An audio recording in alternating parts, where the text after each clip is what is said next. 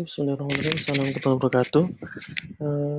Mari kita lanjutkan untuk materi percabangan. Kalau kemarin percabangan dasar ya tadi ya, kemudian sudah belajar bagaimana mendeklarasikan if ya untuk yang satu tingkat ya, tidak bersarang. Nah, hari ini kita akan bahas yang Python ya, structure untuk percabangan bersarang. Jadi nanti kita bahas ya bagaimana mengkondisikan sebuah if itu di dalam if ya, atau if nanti diberikan cabang lagi menggunakan else if ya, dan juga nanti kita belajar switch case ya, apa kegunaannya dan bagaimana caranya, kita akan bahas hari ini. Oke, ini outline yang akan kita bahas ya. Nanti ada, kita lihat kembali ya operator kondisi untuk yang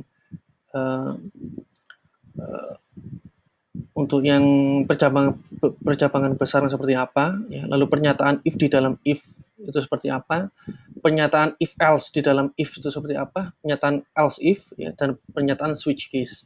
Dan juga nanti ada bisa nanti belajar mandiri menggunakan 3 soal nanti akan saya berikan.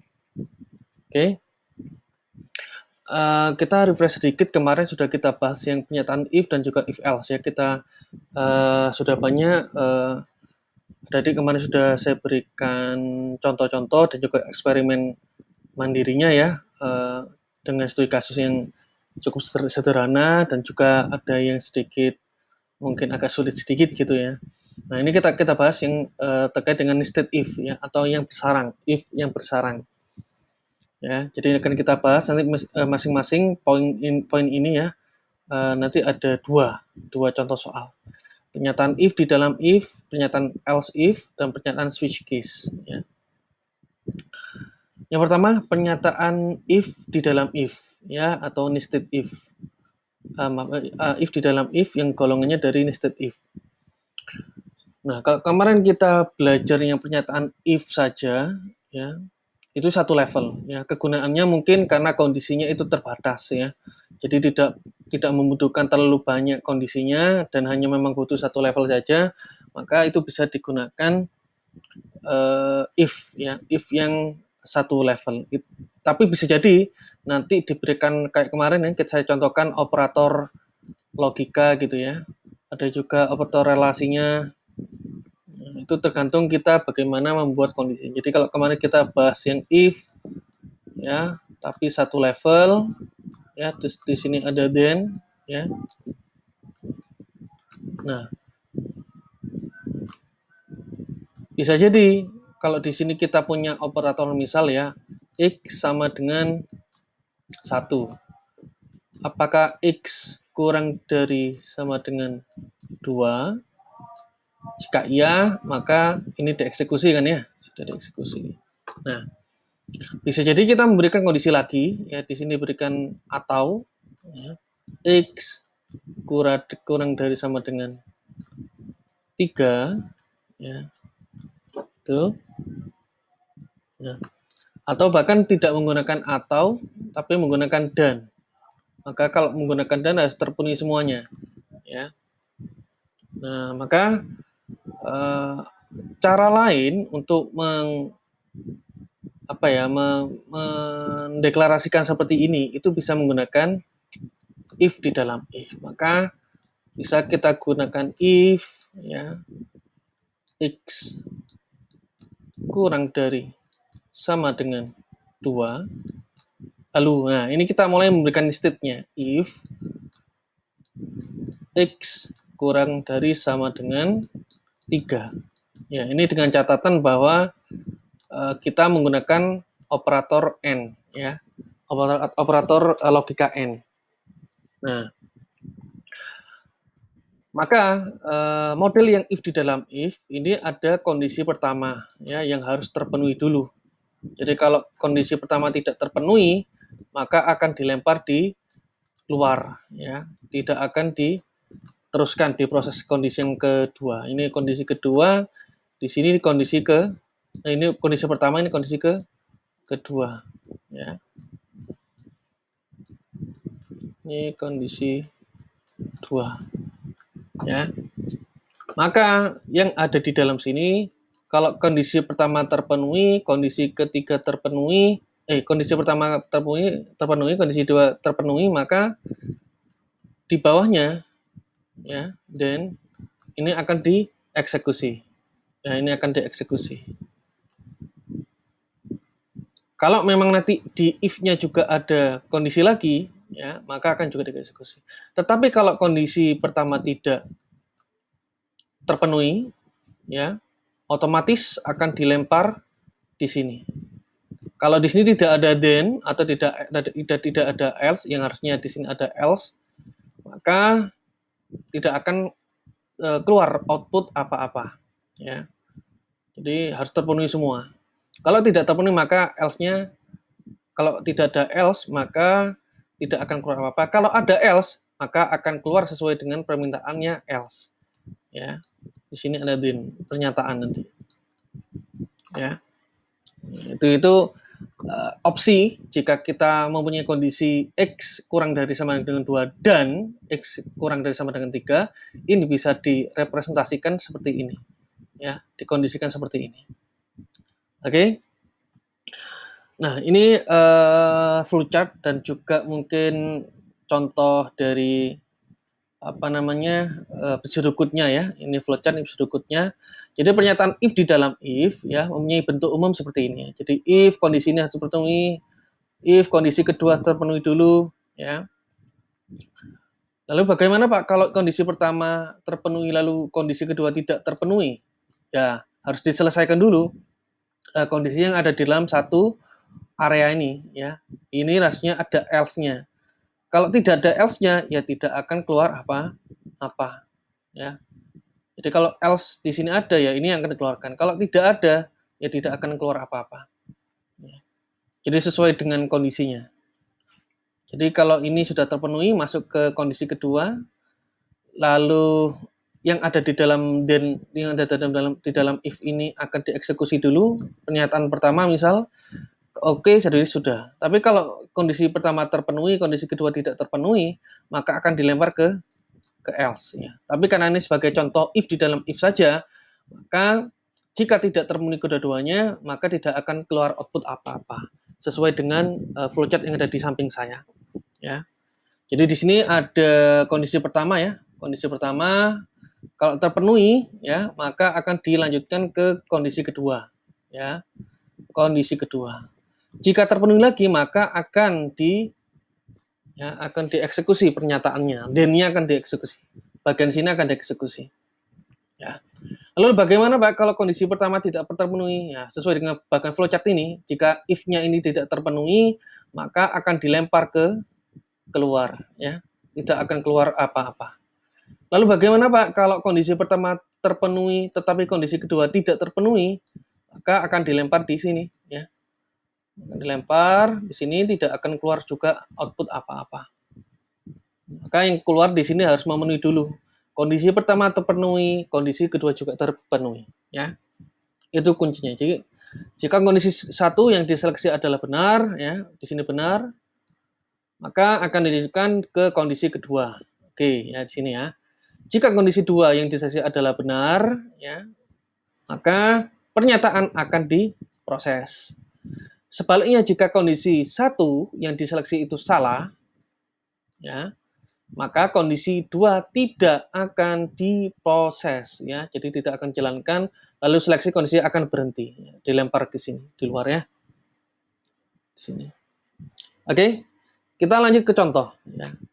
Pernyataan if di dalam if, contoh pertama mengenali nilai input angka dengan rentang 0 sampai 10. Jadi kita mengecek apakah sistem mampu mengenali inputan kita termasuk golongan 0 sampai 10 enggak, gitu, ya. Nah, ini algoritmanya, ya. Pertama, jika nilai input, kita mulai dari sini dulu, ya. Mengenali suatu nilai inputan rentang nilai 0 sampai sama dengan 10 bertipe integer dengan kriteria sebagai berikut. Jika nilai input lebih dari atau sama dengan kondisi 1 dan jika nilai input kurang dari sama dengan 10, nah ini harus terpenuhi, maka nilai tersebut masih dalam rentang 0 sampai dengan 10. Ini kondisi yang harus dipenuhi dulu, ya. Jadi di sini adalah angkanya harus lebih dari sama dengan 0 dan di sini inputan kurang dari sama dengan 10.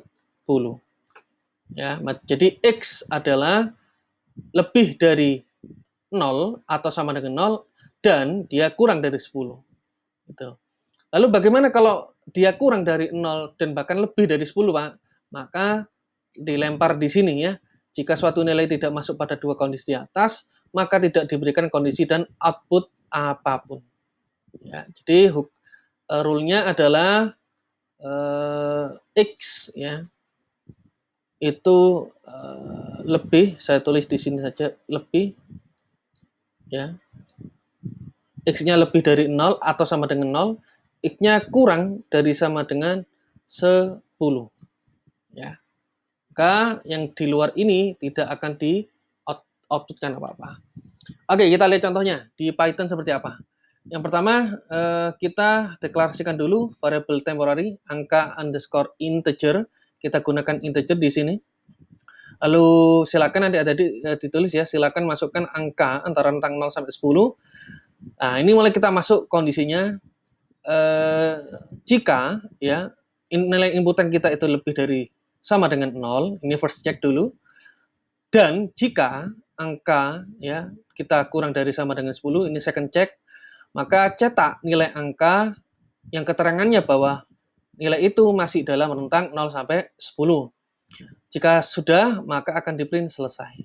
Maka ini outputnya ya. Jadi nilai 5 didapatkan dari sini ya. Masih dalam rentang 0 sampai 10 ya. Lalu secara default nanti selesai ya. Hati-hati, selesai ini bukan ada di dalam if yang kedua, tapi pada if yang paling luar ya. Jadi agar apa? Kita tahu bahwa prosesnya selesai ya. Kita tahu prosesnya baik di kondisi kedua atau pertama terpenuhi atau tidak, yang pasti ini output yang menunjukkan bahwa proses selesai ya. Oke, kita lihat dulu yang output yang kedua. Ini yang di luar rentang ya. Silakan masukkan angka antara 0 sampai 10, kita masukkan 16 ya. Lalu jika angka integer lebih dari 0, kita cek lagi 16 apakah lebih dari 0? Benar ya. Lalu apakah if ya angka 16 itu kurang dari sama dengan 10? Tidak.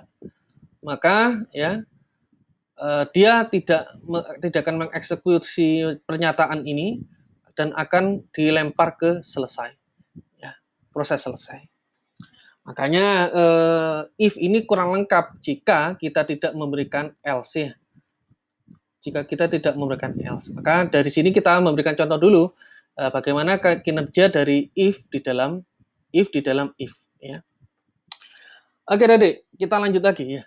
Contoh kedua. Ya, jadi ini ada kasus ya, IPK mahasiswa dengan predikat pujian. Kita mengecek apakah suatu nilai IPK itu semacam nilai apa Dede? Seperti nilai rapot ya. Misalnya kalau adik-adik mungkin di SMA itu nilainya 0 sampai 100.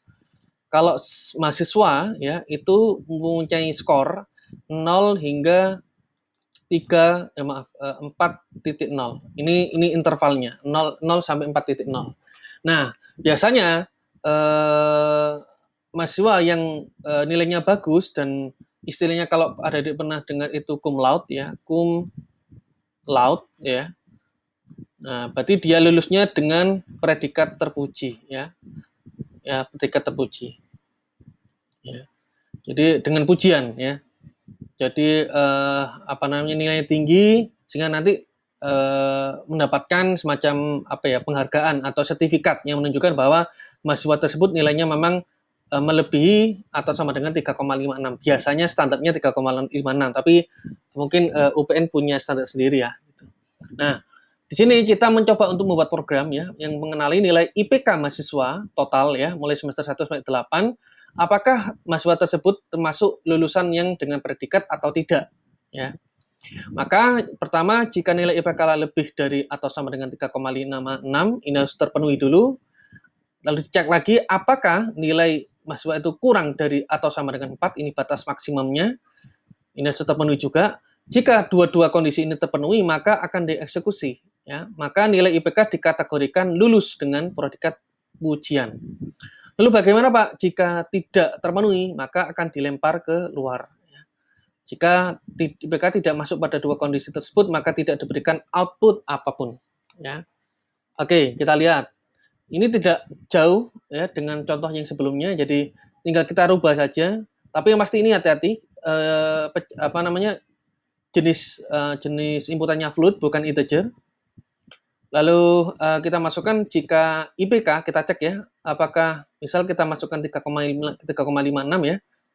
Apakah 3,56 itu lebih besar atau equal atau sebanding dengan 3,56? Ya. Apakah IPK itu kurang sama dengan 4 ya, terpenuhi? Maka di print bahwa nilai IPK lulus dengan pujian ya. Dan selesai ya. Ini contoh kedua. Kita nyoba ya, masukkan 5,5 ya. Nah, 5,5 kan dia apakah 5,5 lebih besar dari sama dengan 3,56? Ya. Apakah di kondisi kedua ya, apakah IPK 5,5 itu kurang sama dengan 4? Tidak. Maka ini tidak diproses, yang diproses yang ada di luar. Maka selesai ya. Oke. Itu dulu ya. Nanti akan kita lanjut dengan topik pernyataan if ya, else di dalam if. Oke.